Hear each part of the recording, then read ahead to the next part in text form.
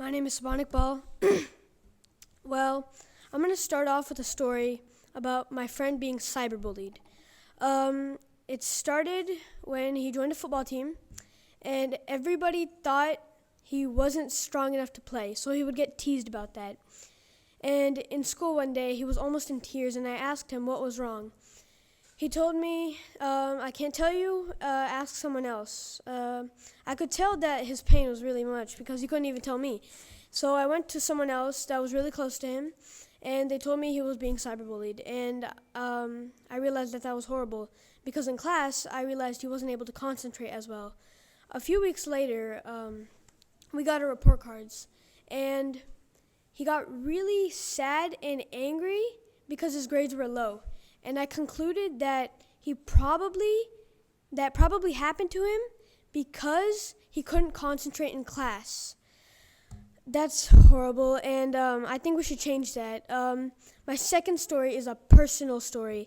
Happened to me. There was this kid. I thought he could be my friend. He was nice to me, and it started off when we were at lunch, and we enter a PIN that accesses our account with our money to buy our lunches. So he saw my account and my PIN, and he used to copy that, and he used to use my lunch money. And this was like 2 years ago. It was when I was in 3rd grade. And I just let him go for that. And I told him to stop on the way home once, and I didn't have enough lunch money. He didn't know that I knew he was using my lunch account. So I told him I didn't have any money left, and he got mad. And there was this 3-foot deep ditch, I think, we passed every day. And he passed me, and he grabbed my backpack and threw me into it, and I went home muddy. I told my mom, and she said if he does anything else, tell me. A few days after that, he would, punch my cousins and my sister on the way home, and I knew that was too far, so I told my mom, and she emailed our teacher, and thank God it got better. I think that's horrible, and I think we should come together today and end bullying. Thank you.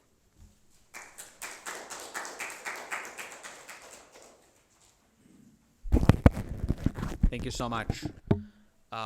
I think I will now turn it over to Dr. Ahmed Chaudhry, who is the special assistant to the president of the Ahmadiyya Muslim Youth Association.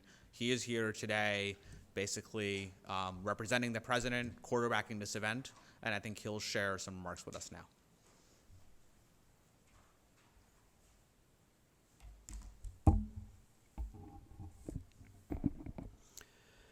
Bismillahirrahmanirrahim. In the name of God, the gracious, the merciful.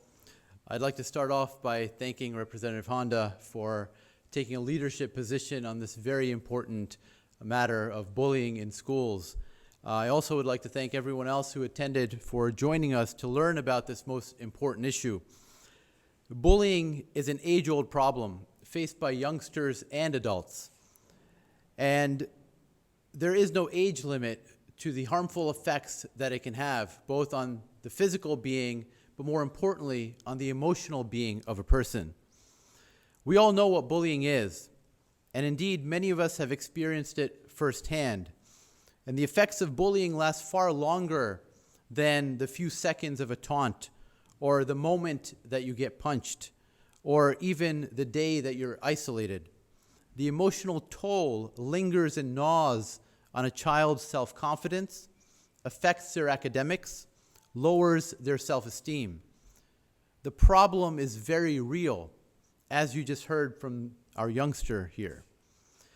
I had the opportunity yesterday to drive down to Washington, D.C., and during that 4-hour drive, I was with an 8-year-old and a 10-year-old. And let me tell you, they could talk on and on and on about bullying, about their own experiences firsthand, the experiences of their friends, the experiences of their classmates. And it didn't matter, but you could feel the emotion in their voices when they talked about how the victimization happened through this bullying. And the remarkable thing is that kids don't generally admit to emotional troubles. One study, in fact, showed that 64% of kids won't admit to adults that they're being bullied. And indeed, the statistics are clear. 1/4 of school-age kids will be bullied this year. And that's only the ones who actually admit it. A large majority stay silent. Students who experience bullying are at increased risk for depression, for sleep difficulty, for anxiety, and poor academics. And it is not just the victim who suffers. In fact, a study done by the Centers for Disease Control showed that the bullies are actually at an increased risk of substance abuse, academic problems, and taking their violent tendencies into adulthood. This is certainly a lose-lose proposition. The victims of bullying were twice as likely to contemplate suicide. But the statistics also show some hope. More than half of the bullying situations cease when a peer intervenes on behalf of the victim. And having a school-based bullying prevention program can lower bullying rates by 25%. And that is why H.R. 2902, the Safe Schools Improvement Act of 2015, is so important. It seeks to establish policies that first define the behavior of bullying, and then tell people what is unacceptable. And then they establish a protocol for students and parents to air their grievances. And it makes states accountable to report the status of bullying in their schools.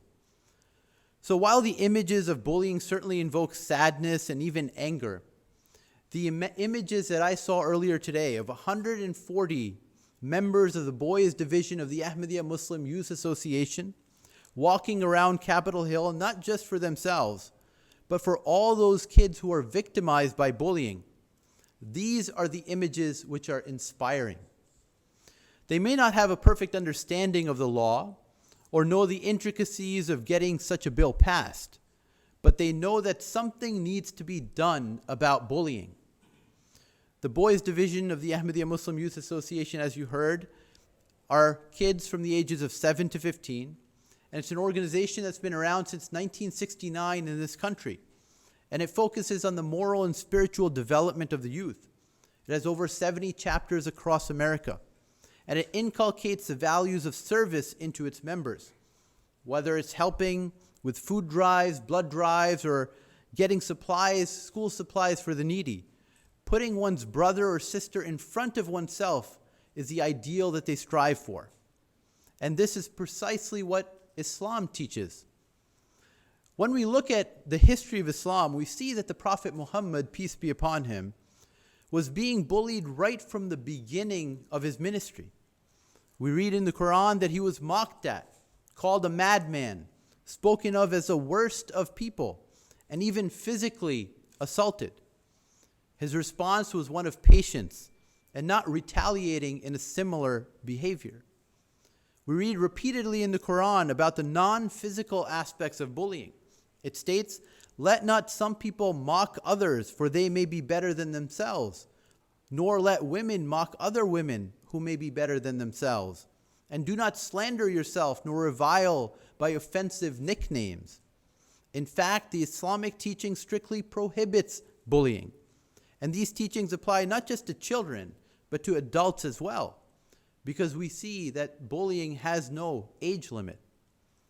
At the heart of any bullying situation is this power differential. The victim is powerless in the face of a bully who can oppress without repercussions. This oppression is strictly prohibited in Islam.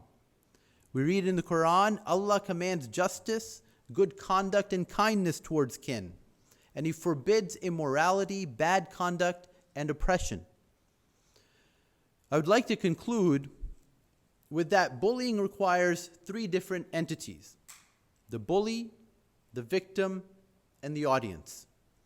And while the bully and the victim may draw the attention, it is everyone else who watches, remains silent, or takes the side of the bully that perpetuates such behavior.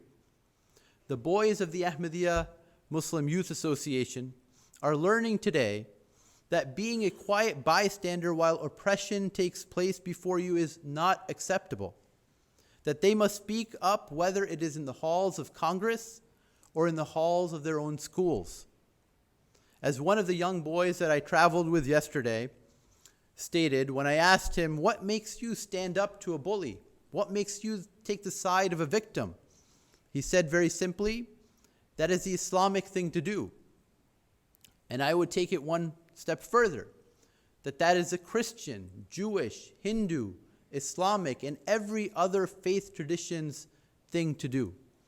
Bullying is certainly something that all of us can unite against. I thank you very much for your time. Thank you so much, Dr. Chaudhry. That concludes our presentation this morning. Thank you all for coming.